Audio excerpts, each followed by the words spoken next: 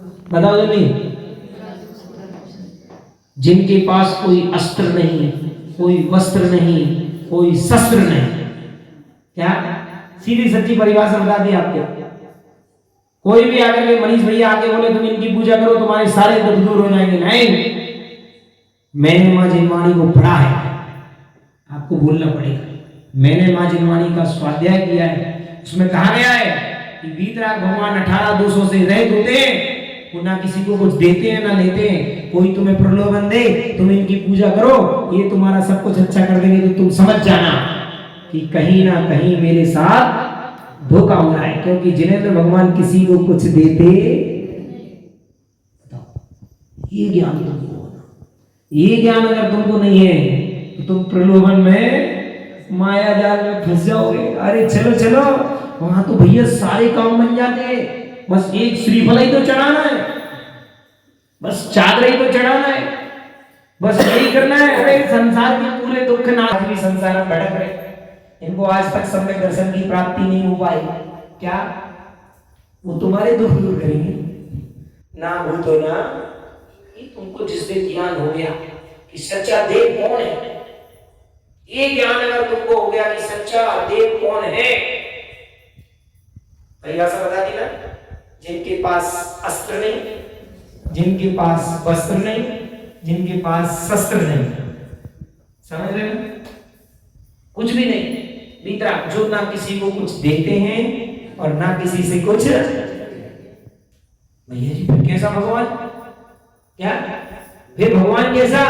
जो ना किसी को कुछ देता है और ना किसी को कुछ, किसी से कुछ। भगवान कैसा है? ये कैसा भगवान है? अलग तरह का भगवान है, ना किसी को कुछ देता है ना किसी से कुछ लेता है। फिर मैं इसको भगवान नहीं मानूंगा? आप बोल सकते हो ऐसा? बोलने में आपको कोई कुछ नहीं बोल सकता। क्यों? क्योंकि आप संसारी हैं। लेकिन अगर आपने जिनेंद्र भगवान का धर्म पढ़ा है तो आप क्या कहोगे? नहीं, जो कुछ होगा मेरे कर्म से होगा। समझ रहे ना? संसार में दुख देने वाला केवल कर्म है। ना कोई किसी को दुख देता है, ना कोई किसी को सुख देता है। कोई नहीं। कोई तुम्हें कितना भी बड़ा प्रलोभन दे, मुझे कोई कितना भी बड़ा प्रलोभन दे, भैया जी वहां चलो तुम्हारा ये दुख दूर हो जाएगा, ठीक है भैया आप चले जाइए, जय जय। मेरे को मेरी मां जिनवाणी ने कह रखा है, मेरी मां ने कहा है कि ना बेटा तेरे को कोई सुख दे सकता है और ना कोई दुख दे सकता है। अगर देने वाला कोई है तो वो है तुम्हारा अपना कर्म। ये कर्म सिद्धांत तुमको जिस दिन आ गया, कोई किसी को ना कुछ देता है। ये बात तुमने पहले कभी सुनी है कि नहीं? सुनी कि नहीं? सुनी है? तो फिर क्यों भटकते हो इधर उधर? क्यों भटकते हो? क्यों भटकते हो? भैया ये हम संसारी हैं, सुख चाहिए हमको, सुख। अरे सुख चाहिए है तो वैसा कर्म भी तो करो।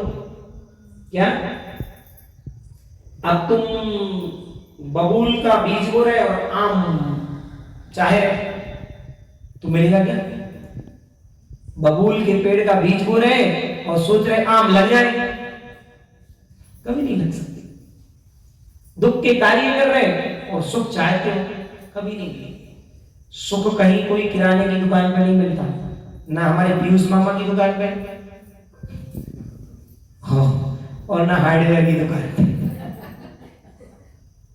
अगर सुख कहीं मिलता होगा, ये नश्वर बातें, मिथ्या बातें, इनमें बिल्कुल भ्रमित नहीं होना। तुमको कोई भी कहे इधर चादर चढ़ाने चलो, इधर नारियल चढ़ाने चलो, इधर माथा टेकने चलो, ये माथा बहुत पवित्र है। ये माथा केवल उस शक्ति के आगे झुकता है जिन्होंने अपने संपूर्ण कर्मों को नष्ट कर दिया। मेरा माथा ये सामान्य माथा नहीं है, ये अपने को धारणा बनानी है। ये माथा, ये मस्तक केवल वहीं झुकेगा जिन्होंने पूरे संपूर्ण कर्मों को नष्ट कर चुके हैं या उस रास्ते पर चल रहे हैं।